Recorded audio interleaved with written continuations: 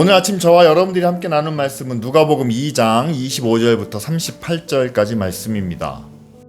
그가 성령의 인도로 성전에 들어갔을 때에 마침 아기의 부모가 율법이 정한 대로 행하고자 하여 아기 예수를 데리고 들어왔다. 시므온이 아기를 자기 팔로 받아서 안고 하나님을 찬양하여 말하였다. 주님, 이제 주님께서는 주님의 말씀을 따라 이 종을 세상에서 평안히 떠나가게 해 주십니다. 내 눈이 주님의 구원을 보았습니다.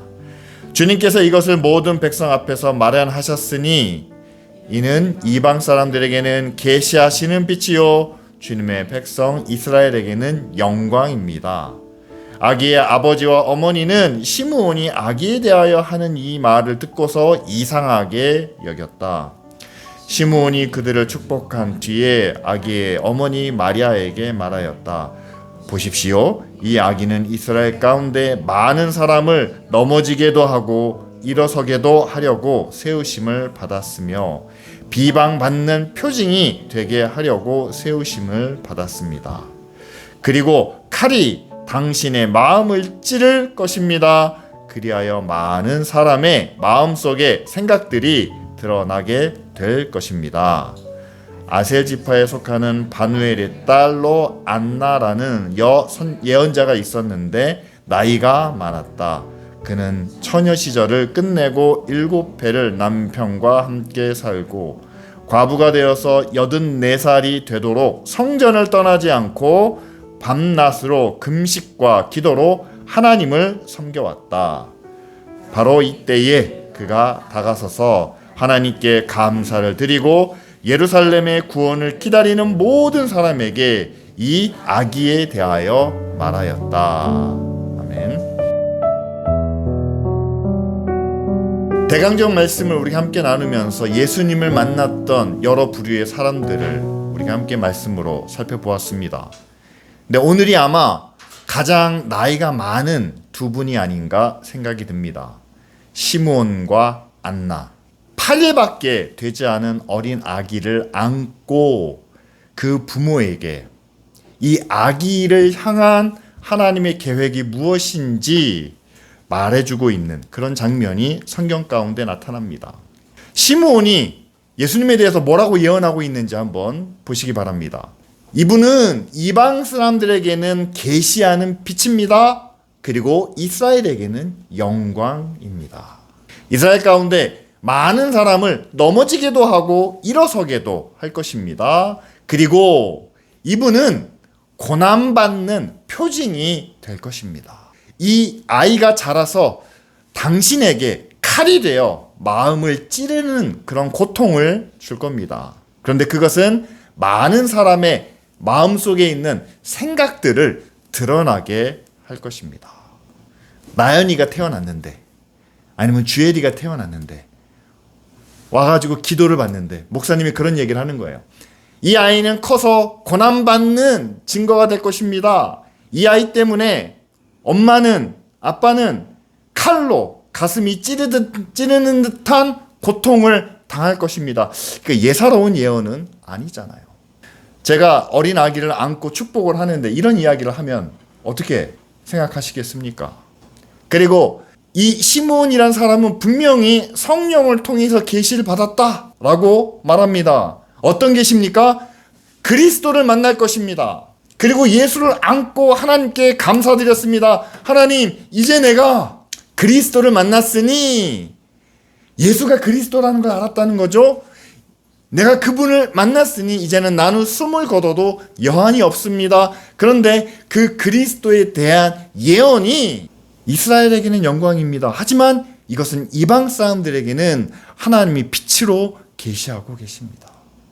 많은 사람들을 넘어뜨릴 겁니다. 고난받는 표징이 될 것입니다. 마리아는 하나님의 아들 그리스도를 10달 동안 품에 안은 여인이에요. 그 누구보다 하나님의 은혜가, 성령의 권세가 어떠한 것인지 그것을 몸소 체험한 여인입니다. 그리고 그것을 이제 출산한 지 8일 되었습니다. 그럼 여러분 뭐라고 축복해야 될까요? 귀한 여인이요, 당신은 하나님께 은혜를 입은 사람입니다. 당신 몸속에서 하나님이 아들이 함께 하셨으니 이제는 그 영광과 그 권세와 그 능력으로 당신은 축복을 받아야 마땅합니다. 이렇게 이야기해야 되는 것 아닙니까? 그런데 그 권세를, 그 영광을 몸소 두린 여인에게 다가와서 이 아이가 당신에게 칼을 꽂는, 마음을 찌르는 그런 고통을 줄 것입니다. 무엇을 위해서요? 많은 사람들의 마음에 있는 그 생각을 드러나게 하기 위해서. 우리가 상식적으로 이해하는 그리스도에 대한 계시가 아니다라는 사실이죠. 그 당시 많은 사람들이 기대해왔던, 그들이 바라는 메시아의 모습이 아니었다라는 사실입니다.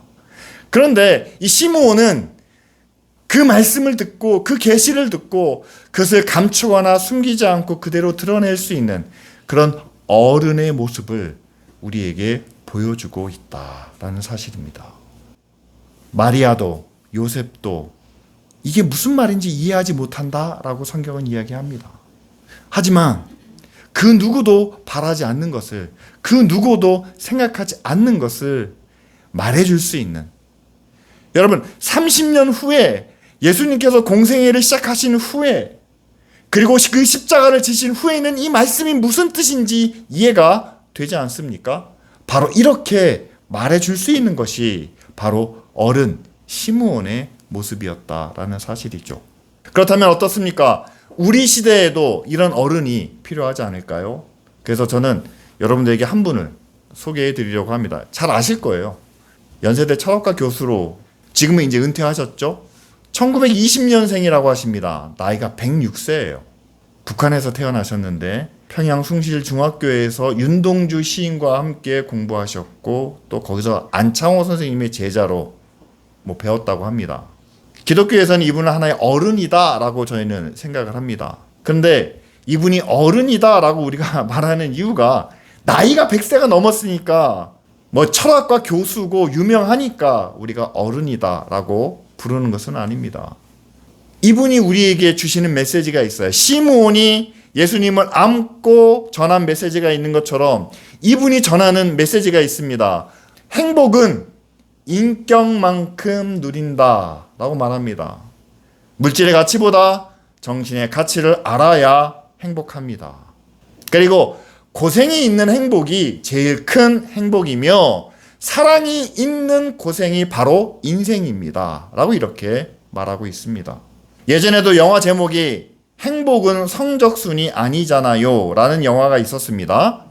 근데 요즘은 여러분 어떻게 우리 자녀들이 이야기합니까? 행복은 정확하게 성적순입니다 라고 말하지 않습니까? 부모님들 왜 자녀 교육에 그렇게 매달리십니까? 왜 좋은 대학 나와서 좋은 회사, 좋은 곳에 취직하기를 원하십니까? 행복이 거기에 달려있다라고 우리는 생각하기 때문이죠. 하지만 이분은 이렇게 이야기합니다. 인격만큼 우리는 행복을 누릴 수 있습니다. 물질적인 가치, 얼마나 많이 가졌는지, 얼마나 높은 자리에 있는지, 얼마나 힘이 있는지가 아니라 우리의 마음이, 우리의 생각이, 여러분 정신적인 가치를 단지 무엇을 생각하는지만을 바라보지 마시고 좀 더 깊게 영적인 가치를 한번 생각해 보시기를 바랍니다. 세상이 전부라고 여기는 사람과, 아니 이 세상은 작은 일부에 불과하고 하나님께서 우리에게 약속해 주신 영원한 나라가 있습니다. 하나님의 은혜와 축복이 있습니다. 이렇게 본다면은요, 믿지 않는 사람보다 우리는 훨씬 더 크고 풍성한 정신적인 가치를 가지고 있다는 사실이죠.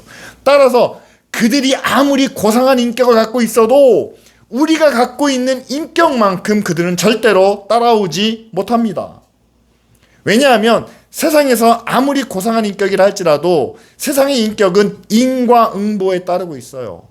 내가 준 만큼 받고 내가 행한 만큼 결과를 얻는 그것에 제한됩니다. 하지만 우리가 갖고 있는 인격은 그런 상대적인 인격이 아니에요. 우리는 절대적인 인격을 본받기를 원합니다. 누구의 인격입니까? 바로 예수 그리스도의 인격이죠.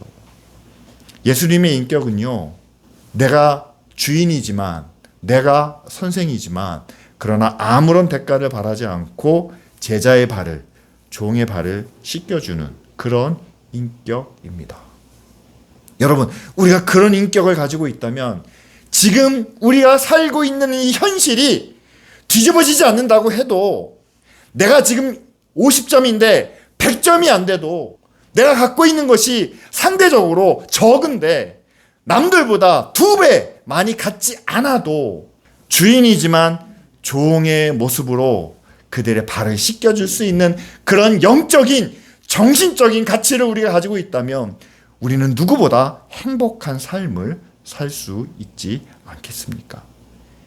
여러분, 이것을 말해주는 분이 바로 우리 시대에 필요한 어른이라는 사실이죠. 이분이 이렇게 이야기합니다. 고생에 있는 행복이 제일 큰 행복이래요. 예, 솔직한 말, 저도 아니라고 생각해요. 아니, 고생이 없어야 행복이죠. 부족하지 않아야 행복이죠. 남들이 다 인정해주고 남들로부터 칭찬을 받아야 행복이죠. 그런데 이분은 그렇게 이야기합니다. 결과적으로 우리가 누릴 수 있는 행복은 정해져 있다는 거예요. 여러분, 우리가 아무리 부자가 돼도 우리가 할 수 있는 능력 그 밖의 것에 부자가 될 수가 없습니다.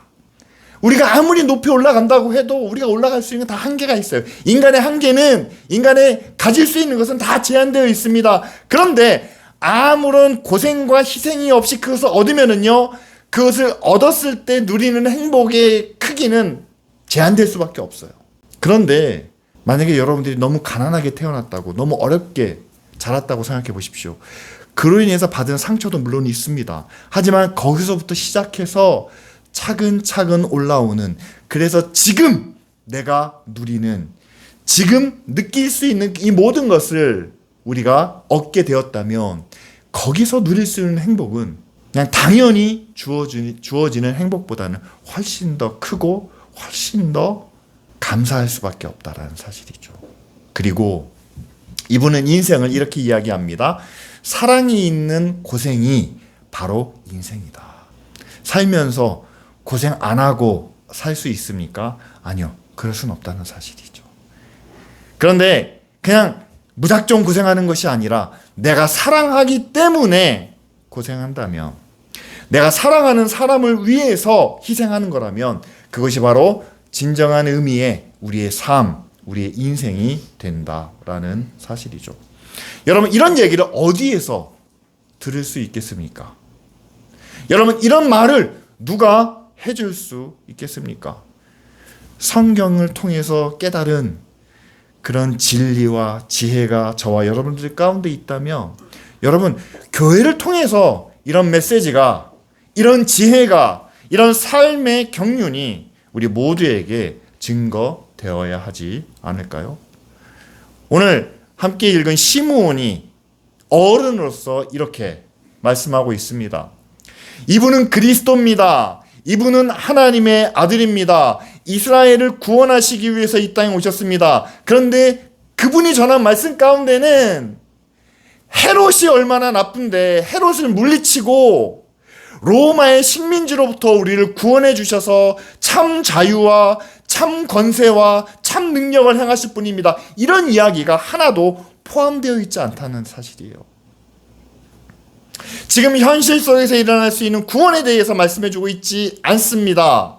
이방인을 향해서는 계시의 빛을, 이스라엘을 향해서는 하나님의 영광을. 그런데 이 그리스도를 통해서 많은 사람이 넘어지기도 하고 많은 사람들이 세워지기도 하는데, 그것 때문에 비방을 받으시는, 그리고 칼이 마리아의 마음을 상하게 하는, 아프게 하는, 바로 예수님의 십자가와 그 죽음을 의미하시는 말씀이죠. 그런데 그 십자가 앞에서 마리아는 고통을 당하지만, 그러나 많은 사람의 마음속에 있는 생각을 드러나게 하시는, 여러분 그렇지 않습니까? 예수님의 십자가 앞에서 제자들 모두가 다 도망갔습니다. 그들은 그 전에 분명히 이야기했습니다. 우리가 주와 함께 죽으러 가자! 라고 말했던 사람입니다. 그런데 실제로 그들의 마음속 생각은 어떻습니까? 두려움에 다 도망갈 수밖에 없었죠.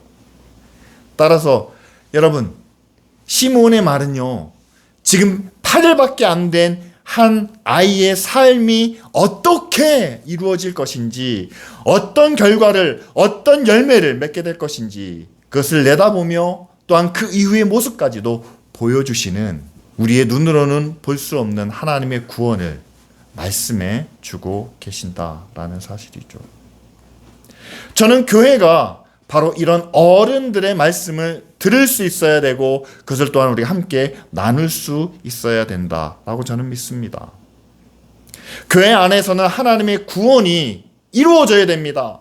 하나님의 구원이 가난한 자에게는 살아갈 수 있는 용기를 줘야 되고요, 상처 입은 자들에게는 그 상처가 치유될 수 있는 능력이 나타나야만 합니다. 힘이 없을 때는 힘을 내라는 위로와 격려가 필요하고요, 세상에서 정말 많이 시달린 사람에게는 하나님의 사랑이 얼마나 큰지, 하나님의 은혜가 우리를 얼마나 지켜주고 계시는지를 함께 나누는 그런 위로와 격려의 말씀이 필요합니다. 처음에는 그래요. 시작할 때는 그래요. 그런데 그 말씀을 통해서 이제 어린아이의 믿음에서 청소년의 믿음으로 자랍니다. 청소년에서 이제 장년의 믿음으로 자랍니다. 그럼 그 상태에서 어른이 바라보는 하나님의 뜻이 있다면, 어른이 나눌 수 있는 그런 인생의 믿음의 지혜가 있다면, 하나님께서 이 모든 것을 왜 우리에게 주시는지 아십니까? 하나님께서 기쁜 우리 교회를 통해서, 또한 이 교회에 속한 모든 성도들의 가정을 통해서 무엇을 이루기 원하실까요? 고통당하는 이들이 있습니다. 어려운 가운데 있는 이들이 있습니다. 정말 칼로 마음을 찌르는 것처럼 그런 아픔을 겪는 이들도 있습니다. 요즘은 그렇게 얘기해요.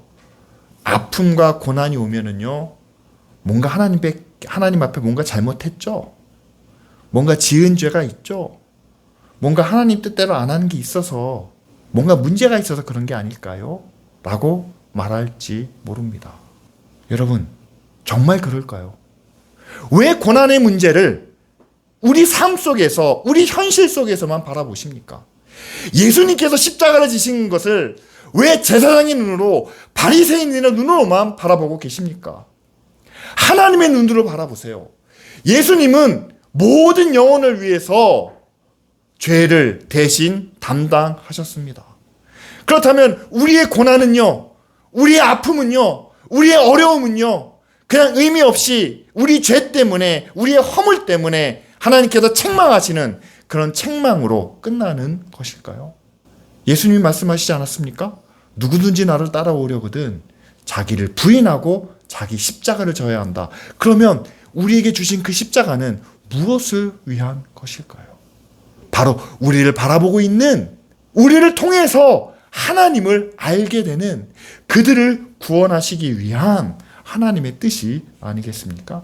따라서 여러분, 고난 그 자체로 보시는 것이 아니라, 하나님이 이 고난을 우리에게 주시는 그 이유와 그 목적을 깨닫게 하는 그런 어른의 음성이 우리 모두에게 필요한 줄 믿습니다. 여러분, 십자가를 바라보시길 바랍니다. 우리를 구원하신 예수 그리스도의 십자가와 함께 지금 기쁜 우리 교회가 담당하고 있는 십자가를 바라보시길 바랍니다. 부모님이 지고 계신 그 십자가를 바라보시길 바랍니다.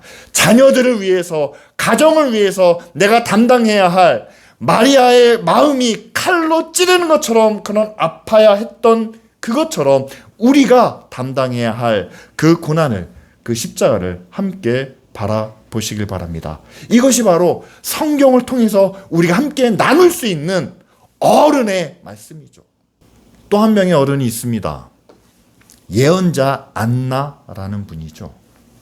여러분, 안나에 대해서는 성경이 그렇게 많은 이야기를 하고 있지 않습니다. 젊어서 남편을 잃었습니다. 그리고 그 이후의 삶은 성전에서 기도와 금식으로 섬기는. 여러분, 예수님께서 귀신 들린 그 아들을 고쳐주신 후에 제자들이 묻잖아요. 제자들이 아무리 해도 귀신이 나가지 않았습니다. 근데 예수님은 한 번에 고쳐주셨다는 사실이죠. 그러니까 예수님께서 그 제자들에게 말씀하십니다. 기도와 금식 외에는 이런 능력이 나타날 수 없다.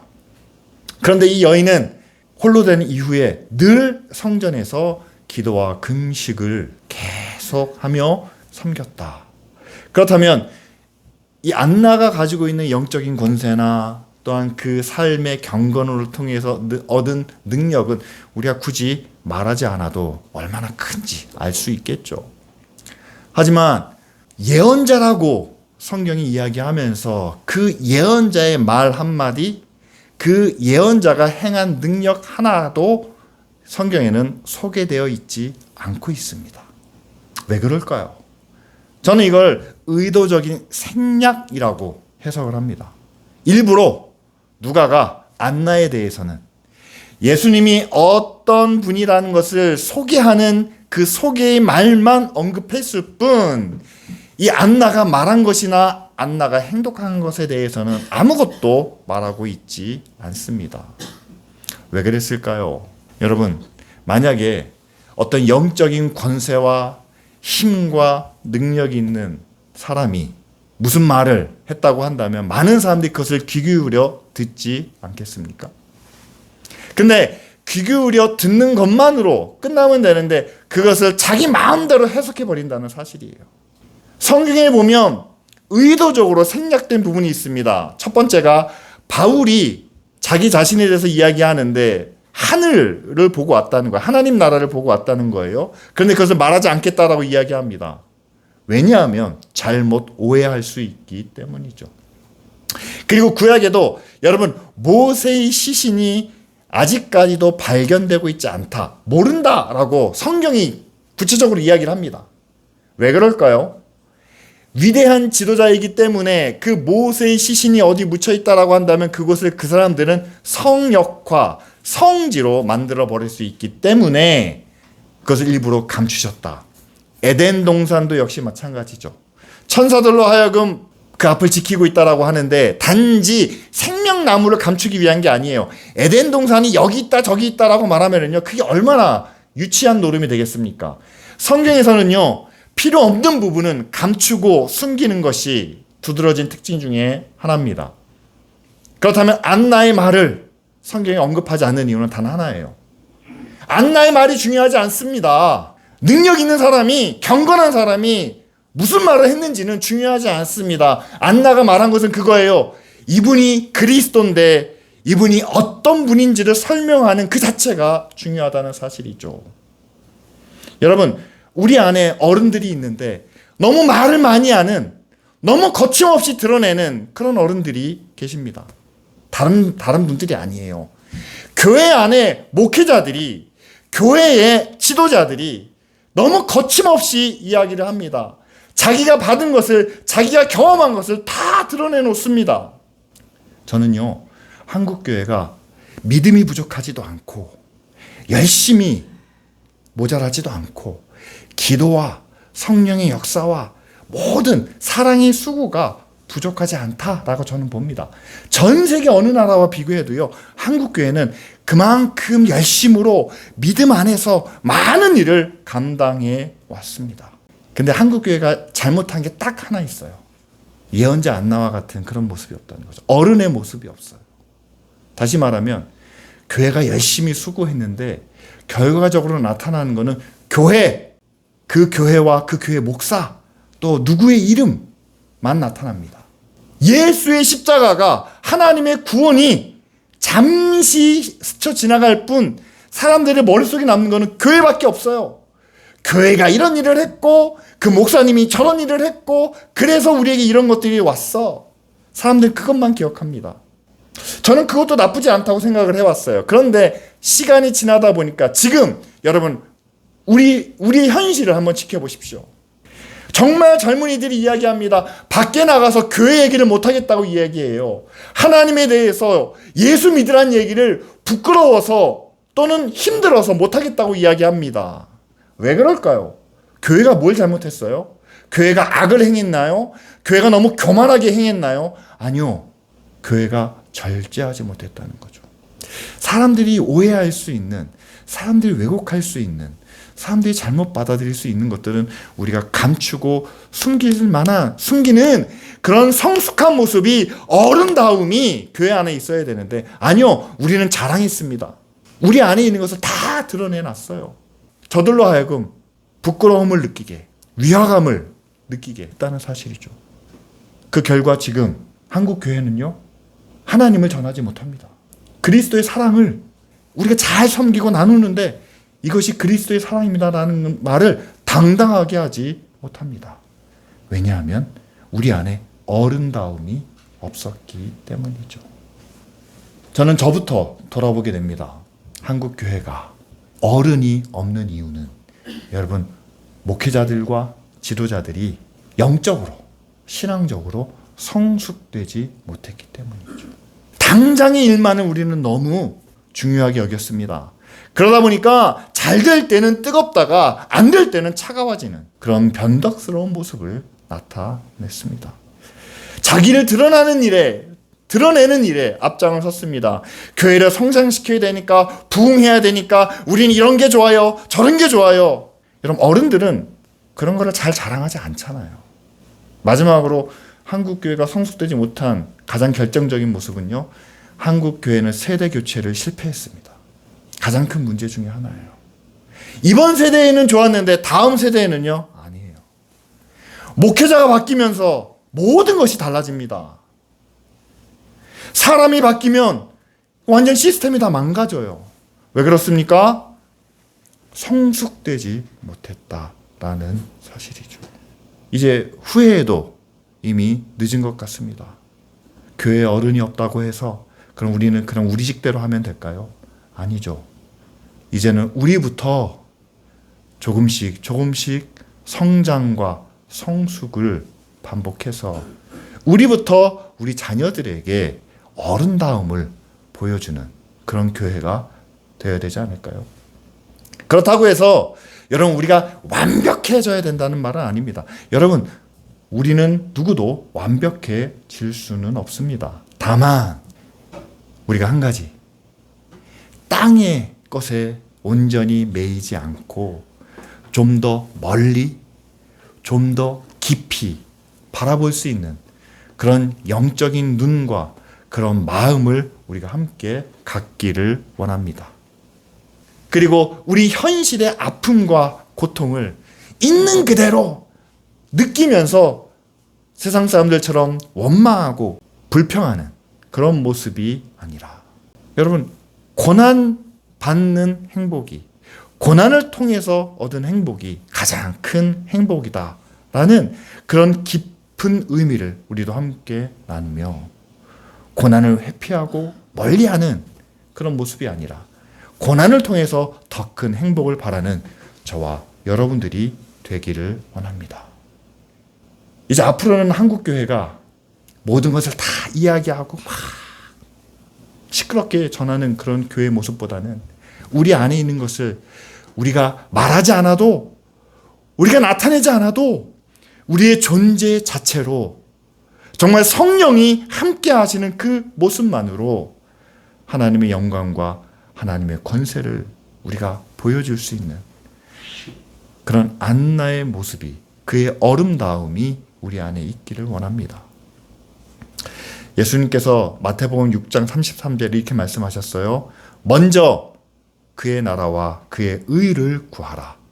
그리하면 이 모든 것을 너희에게 더하시리라 라고 말씀하셨습니다. 어린아이의 눈이라면 뭐만 생각하겠습니까? 이 모든 것을 우리에게 더해 주신다. 모든 것을 주신다고 했으니까 우리는 모든 것을 구하면 돼. 모든 것을 구해야 돼. 어린아이는 그렇게 해석을 할 겁니다. 그러나 어른이 된 후에는 어떤 해석이 우리에게 필요할까요? 먼저 그의 나라와 그의 의를 구하라는 말씀에 우리의 마음이 머물러야 하겠죠. 우리 인생이, 우리 삶이, 우리 가정이, 우리 교회가 모든 것이 더해지는 은혜와 축복이 머물러야 되겠습니까? 아니죠. 하나님이 우리에게 교회를 허락하신 것은 하나님의 나라와 하나님의 의의를 구하라는 것 아니겠습니까? 이처럼 한 말씀을 놓고도 어린아이의 생각과 어른의 생각이 다르다는 거죠. 이제 한국교회가 100년을 넘었습니다. 이제는 아이의 모습에서 어른의 모습으로 성장할 수 있는, 그래서 기쁜 우리 교회를 통해서는 정말 이 시대의 참 어른이 이런 모습이다, 이런 말씀이다 라고 전할 수 있는 그런 교회가 될 수 있도록 우리 시간 다 같이 함께 기도드리겠습니다.